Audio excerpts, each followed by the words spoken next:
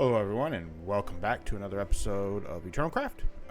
This has been a little while since I've done my last video here, but there's a lot of things got done.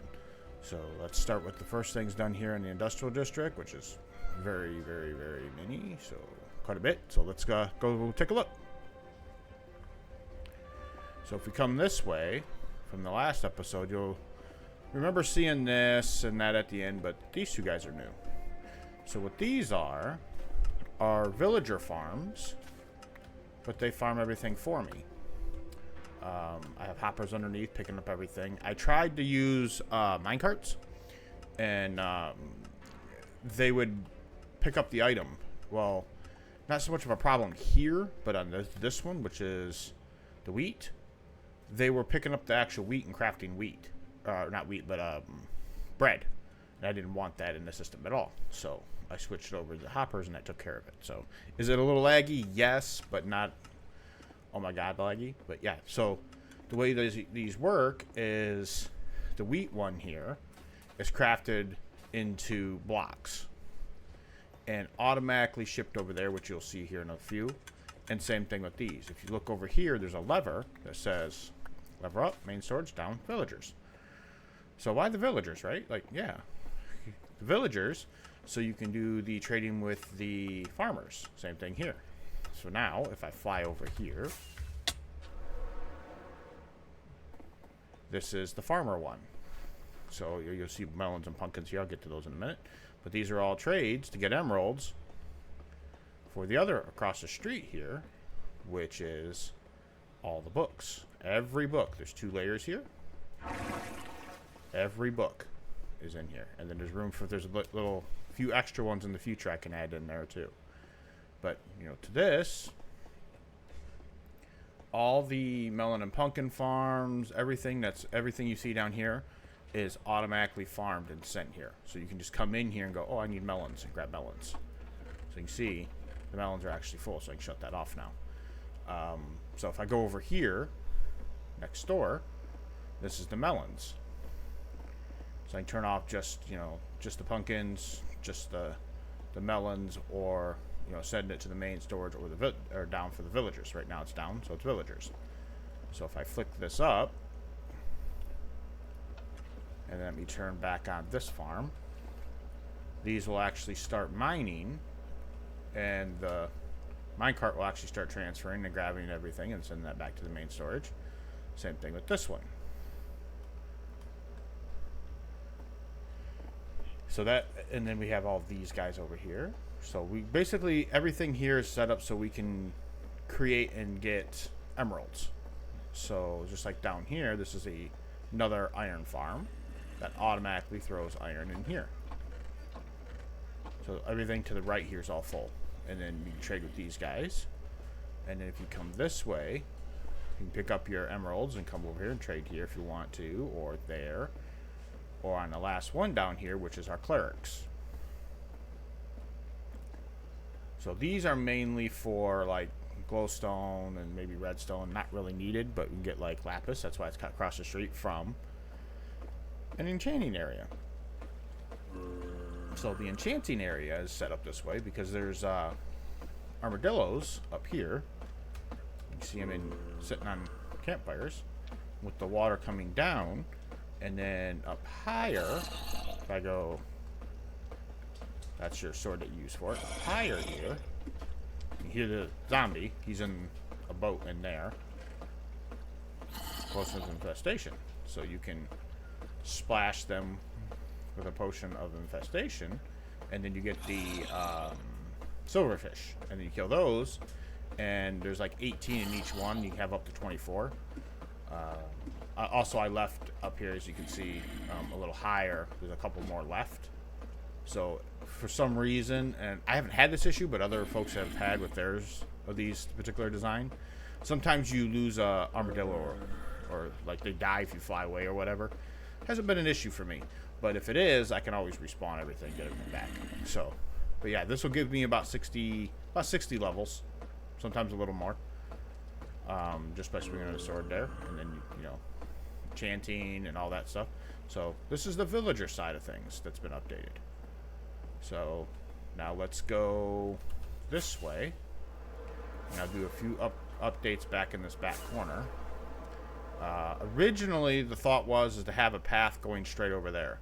I abandoned that because originally the reason why the path was going to be there is I was going to build over there. I'm not now. I have a different place in mind, so that's why that got blocked off. But this has been changed. So I have it set up so it'll actually filter out these guys here. And these. I could actually manually filters, as you can see, it works pretty well. And then this side will actually do these ones because this is what the wife is using for her builds. It's getting pretty full here. So that was the last thing I did, but I also did this farm. You just press a button, which is on the back wall. Every one of these will get broke. You pick up what's left, and then you redo the rest of them, and then you just store the rest in the barrel. I did not connect this to the main storage unit because, just like that one, these items are not going to be used consistently, as in very rare items. They're not like something that we will use on a consistent basis. I can't remember if this was built or not, but this is a complete sheep farm of every color. Traditional design here, like, you know, oh, dispensers. Okay, well, I need to put the things back in there, the shears. So it's been running for a while. But it's all full and stuff now, so I really don't have to.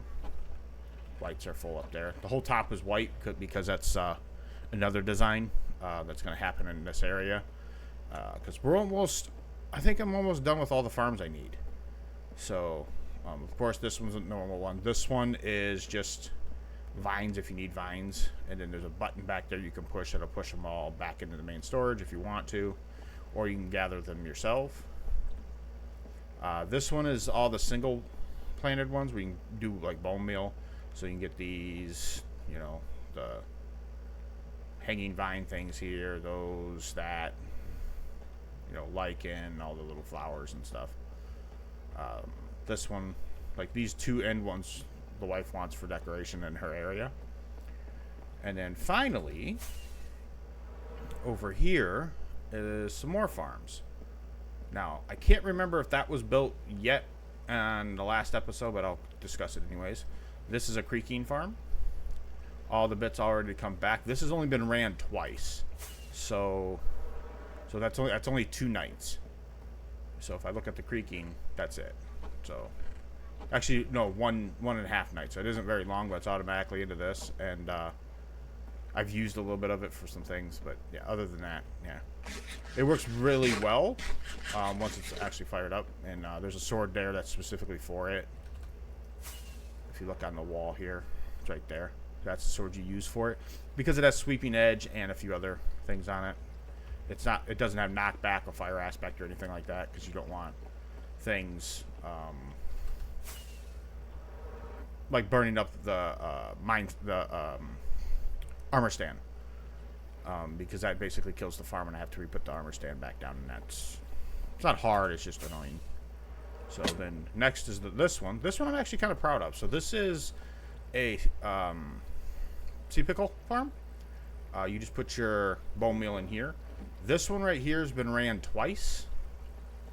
It's just a flicker of the lever and it runs. You don't have to plan or nothing like that. You do nothing. But look at sea pickles here.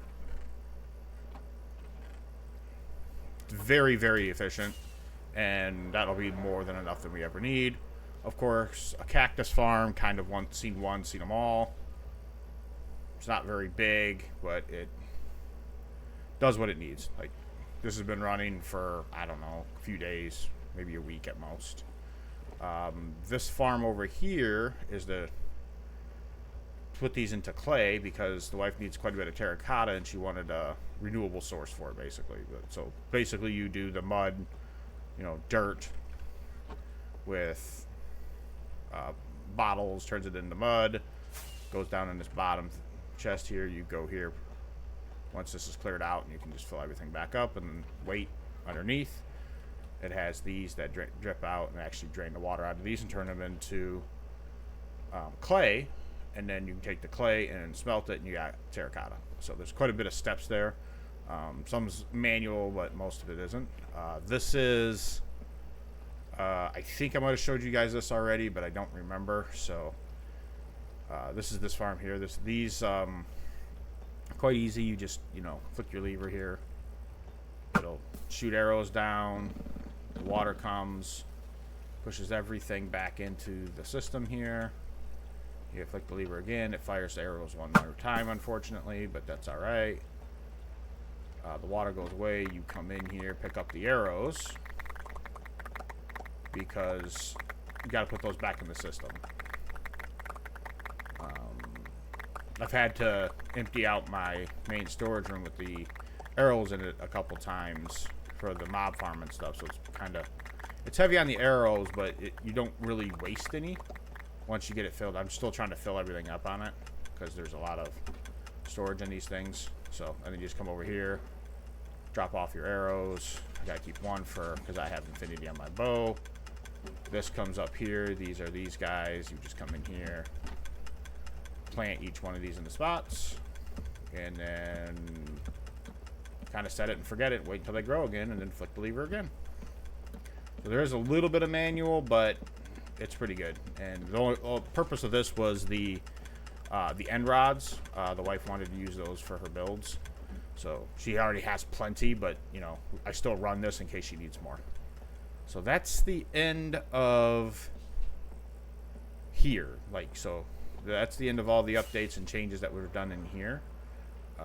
So if you look at the storage unit room here, the only thing that's missing is this last one. So there's only one more left. Everything else is all hooked up, all filtering, running, everything all the way around is all ready to go.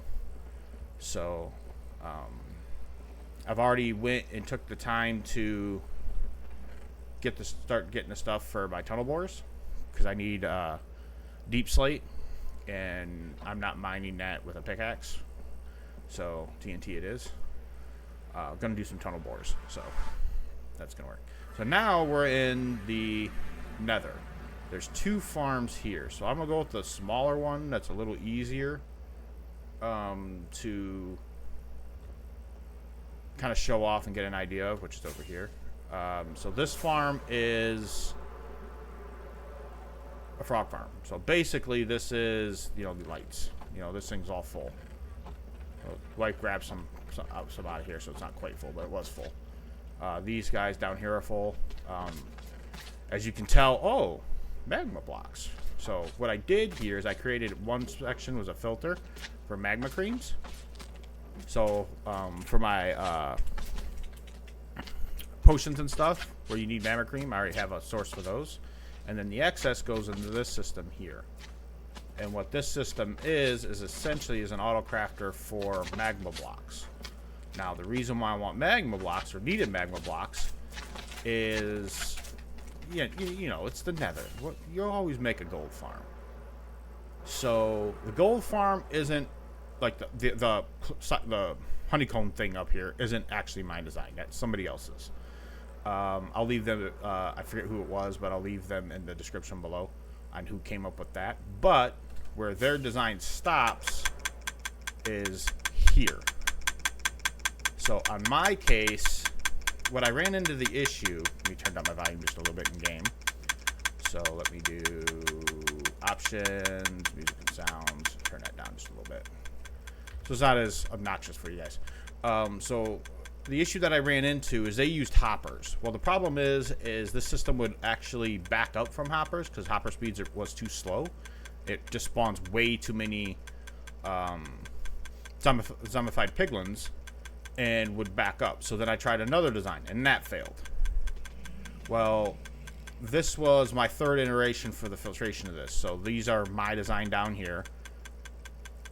These, when there is zombified piglins, so I'll fly up and show you. But the bits, there's 2 sets, so 2 couple just died, see it? It automatically goes and gets filtered. So I have the filter set up so any rotten flesh gets burned. And then it has gold ingots and the little gold nuggets or whatever they're called in these. So gold nugget, gold ingot, gold nugget. Now, do I get the center one very often? No. But if it ever does come, then, you know, I don't have to worry about it. So I have a timer here with a lever hook to it. This just stays on. I don't care. I just let this thing run. Because even if you leave the area, it's robust enough that it'll come right back and work. Like there's nothing, like even the mine carts don't stop. And then the other side has the same set of filtration. So now if you come up here, I'll come up here and AFK this for a second. So you can see it run. And then you come down here, you can just see them spawn and kind of go to their death. So I'll get all the way down here. You know, once it starts really getting going, it really picks up. Like they're almost constantly dying, which is why it had problems picking up. And then now you can see this thing actually work. So it'll push everything over, and then shoot it forward. So it works pretty good. Occasionally you lose a little bit off the edges here, like you see the little nugget here, because it goes through the gaps of the honey blocks, because they're not a full block. But I needed them to be there because it needed to be close to the edge, so the filtration would be faster. So I'm sure there's better designs, but this one works very, very good for me. I seen, like, I forgot to show you this, but there's a similar push-pull thing over here in the corner here on this guy here. I tried, like, this thing will work. It runs. I can see it's uncovered now, but it works. But there's issues with it. Like if you leave the area, this stops working. So you'll have to do like a torch and that sort of thing here. With that being said, those are all the updates. These are all everything that's been changed, updated, modified, that sort of thing so far. And the goal is to be able to actually build here now. Now that everything's done, I can start running farms and stuff to get all my materials to build this out. Once I get this all built out, then I can actually start working on my base. Again, this is going to look like a Japanese temple, but my take on it, it's not going to look like one in particular. And every one of these structures is going to have like a facade on it to cover that up and cover up what each farm is, but there's going to be a label saying it's this, this, and this. And then I'm going to have like signs inside here that state, you know, down this way is the flower farm and that sort of thing. So farms, I'm almost done. I don't think there's any more I really need at this point. If you guys think of one, put it in the comments below. I am going to put a brewer here for me for brewing. Other than that, I think that's all the updates I got for you guys. So that's the end of this episode.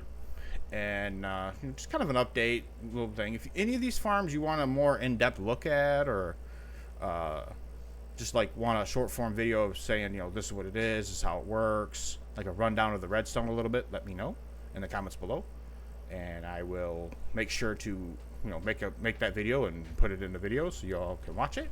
But other than that, that's the end of this episode. Hope to see you guys in the next one. Bye bye.